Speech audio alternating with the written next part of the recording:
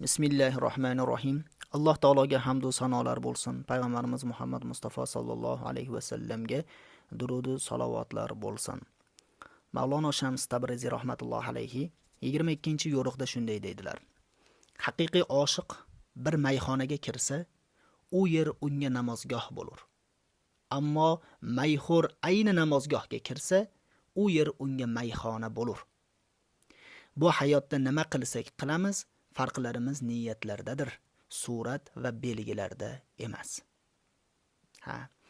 Bu o'sha yuqoridagi qoidalarning uzviy bir davomi hisoblanadi.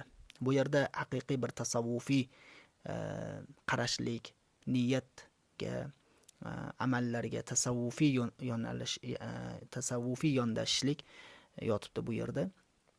Ya'ni haqiqiy oshiq, ya'ni Xudoni haqiqiy oshig'i bo'lgan zot, haqiqiy Alloh taologa oshiq bo'lgan inson, hattoki o'sha ma'siyat joyi bo'lgan mayxona, bugungi kunda o'sha aroq ichiladigan joy, o'sha alkashlar yig'iladigan bir joyga borsa ham, u yer unga xuddi namozgoh kabi bo'ladi. Nimaga namozgoh kabi bo'ladi? Chunki u doim Alloh bilan birga-ku, doim Allohning ishqida yonib kuyib turibdi. U yerdagi u yerdagi holat unga aslo ta'sir o'tkazmaydi, balki u o'z olami bilan, o'zini dunyosi bilan, o'zini mashg'ulligi bilan, u ishq bilan ovora, u dard bilan ovora, u haq bilan mashg'uldir. Shuning uchun unga aslo u narsalar unga ziyoni ham yo'q, zarari ham yo'q va u yer unga xuddi namozgoh kabi, ya'ni ibodat qilinadigan joy kabi turaveradi. Chunki qalb ibodatda-da. Qalb ibodatda. Qalb u o'zini yaratgan zot bilan mashg'ul turibdi. Endi bu yerda o'sha chuqurroq ma'noda, chuqurroq holda yondashilgani uchun mayxona deyilgan. Aslida Allohning oshig'i qayerga borsa u ishq bilan, qayerga borsa u muhabbat bilan, qayerga borsa u Alloh bilan, qayerga, qaysi joy bo'lmasin, u o'sha Alloh bilan birga. U o'sha oshiqligi bilan, uni niyati, butun maqsadi, hamma narsasi butunlay Alloh bo'lganligi uchun qayerga borsa ham xuddi shunday. Qaysi joy bo'lsa, albatta u Alloh bilan birga. Shuning uchun unga har qaysi joy ibodatgoh, har qaysi joy namozgoh unga. Ya'ni bu tasavvufga chuqurroq kirishlik yo'nalishi hisoblanadi. Endi agarda alkash odam, bugungi kun tili bilan aytadigan bo'lsak, aroqxo'r odam ayni namozgohga kiradigan bo'lsa, bir namozxonaga kiradigan bo'lsa, yo masjidga kiradigan bo'lsa, u yer unga bir mayxona. Uni niyati boshqa. Ya'ni bu yerda tavba qilib masjidga kirgan aroqxo'r emas, balki aroq talabida yashayotgan, shu topganini faqat ichish bilan, qarang, butun hayoti shu. Masalan, biz ko'cha-ko'ylarda ham ko'p uchratib qolamiz unday kimsalarni. Ya'ni u insonlar o'sha 5-10 so'm pul so'raydi, boradi, aroq ichadi.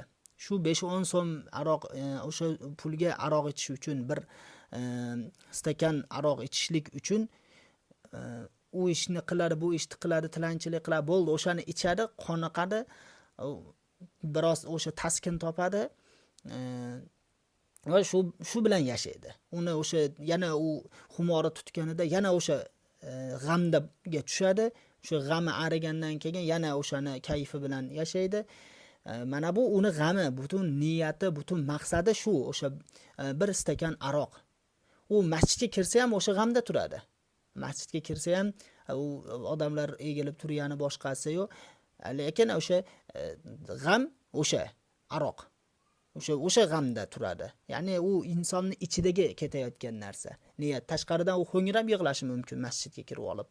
U soatlab tavba qildim deyishi mumkin, ammo u ichkaridagi niyat, aroqxo'rlik, ichkaridagi narsa o'sha ichishlik. Unga namozgoh ham unga o'sha mayxonadek bo'lib qoldi. Sabab u o'sha yerdan ham may axtaryapti, o'sha yerdan ham o'sha aroqda axtaryapti, o'sha gunohda axtaryapti-da, qidiryapti shunaqa. Ya'ni u mayxo'r ayni namozgohga kirsa ham, u yer ham unga nima bo'ladi? Mayxona bo'ladi. Shams Tabrizi aytayaptilarki, bu hayotda nima qilsak qilamiz, farqlarimiz niyatlardadir. Suratlar va belgilarda emas. Haqiqatan bizi farqlarimiz bir-birimizdan bo'lgan niyatlarda. Endi mana shu yerdan juda bir go'zal bir holat kelib chiqadiki, niyatlarda ekan farqlarimiz. Demak, mayxonaga kirgan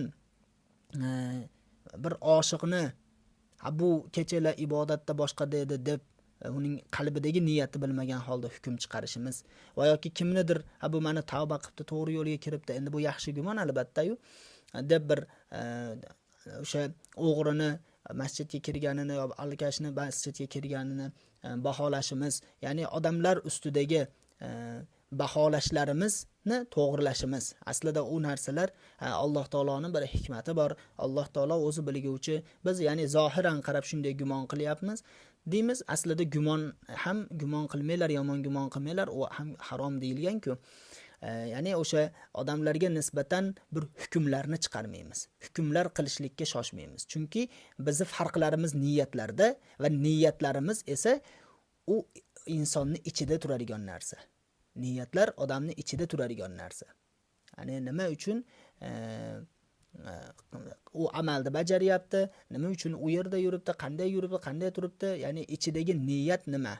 Aynan mana shu narsalar odamning ichidagi narsalarga aralashmaslik, ichidagi niyatlarga aralashmasligimiz bizi hadlarimizdir. Ya'ni suratlar va belgilar demas. Belgilar masalan kimdir soqol qo'ygan bo'ladi, shiorlari bor, islom shiorlari, kimdir hoj osongan bo'ladi, kimdir zunnor bog'lagan bo'ladi. Mana shunday narsalar ya'ni bizda tashqi ko'rinish, belgilar aldab qo'ymasin, balki niyat qanaqa?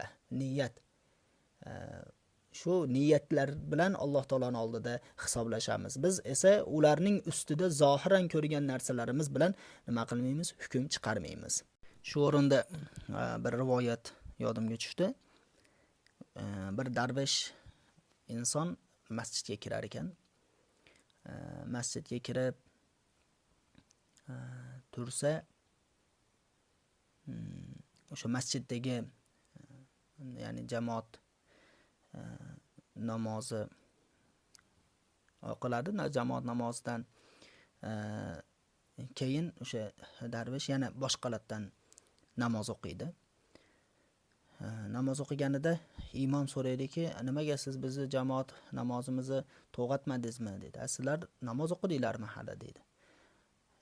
Ha, biz namoz o'qidik-ku jamoat bo'lib dedi. Deganda hali darvish aytadiki, "Ma falon odam o'g'lini qanday uylash haqida, qizini qanday uzatish haqida o'ylanib, butun xayol fikri o'sha bilan bo'ldi-ku. Falonchi hosillarini yig'ib olishlik, ko'proq yig'ib olishlikni g'amida o'qidi. Falonchi yana bir g'amni aytdi. Falonchi dedi, uyini solish g'amida. Va bu turgan odam o'sha falon kimdan qarzini undirish haqida, falonchi ishlari yurishib ketishini o'ylab, shu narsalarni o'ylab namoz o'qidi. Bu yerda biror namoz o'qimadi. Hatto sen ham dedi ekan o'sha imomga, sen ham falon g'am bilan o'qiding-ku namozni. Bu namoz qanday namoz bo'ldi? Deganda, ya'ni o'sha namozxon, masjidga kirgan namozxon ham o'sha boyaga aytganimizdek asli kim u yoqda? Tashqarida kim? O'sha ichkarida ham o'sha. Masjidga kirganda ham o'sha. Ya'ni masjidda ham o'sha g'am bilan yuradi. O'shaning uchun inson hamisha tashqarida va ichkarida o'sha niyat, amallarni to'g'riligi bilan, mana shu narsalar bilan yashasa, u har doim hamma joyda bir xillik bo'ladi unda. O'sha niyat, maqsadlar hammasi faqat Alloh roziligi uchun yashayotgan inson, faqat Alloh taoloning roziligi talabida bo'ladigan inson har bir amallari o'z-o'zidan islohga kelib qoladi. Har bir amallari, yo'q, birov bilan tortishyapti. Unda Allohning roziligi bormi yoki uni mot qilib qo'yishlik bormi? Uni undan ilmi bilan, boshqasi bilan ustunligini bildirib qo'yishlik bormi? Yoki Allohning roziligi bormi? Allohning roziligi bormi? Qiling o'sha bahs munozarani. U bilan urushda, gap talashishda yoki bir raqobatda, o'sha narsada yaxshilik bormi orqasida? Alloh taolo roziligi bormi? Yo'qmi? Tark eting. Ilm olishda ham siz ilm olib kimgadir bir dars berib falonchi ustoz bo'lishni xohlab qilyapsizmi? Yo'q, tark eting. Chunki bunda Allohning roziligi yo'q. U behuda urinish, behuda tiranish bo'lar bu, xolos. Shuning uchun niyatlarimiz eng avvaldan sof bo'lishligi va boshqalarning niyatlariga aralashmasligimiz mana bu muhim omillardan hisoblanadi. Bizga tasavvuf mana shunday poklanishlikni o'rgatadigan ilmdir. Assalomu alaykum va rahmatullohi va barakatuh.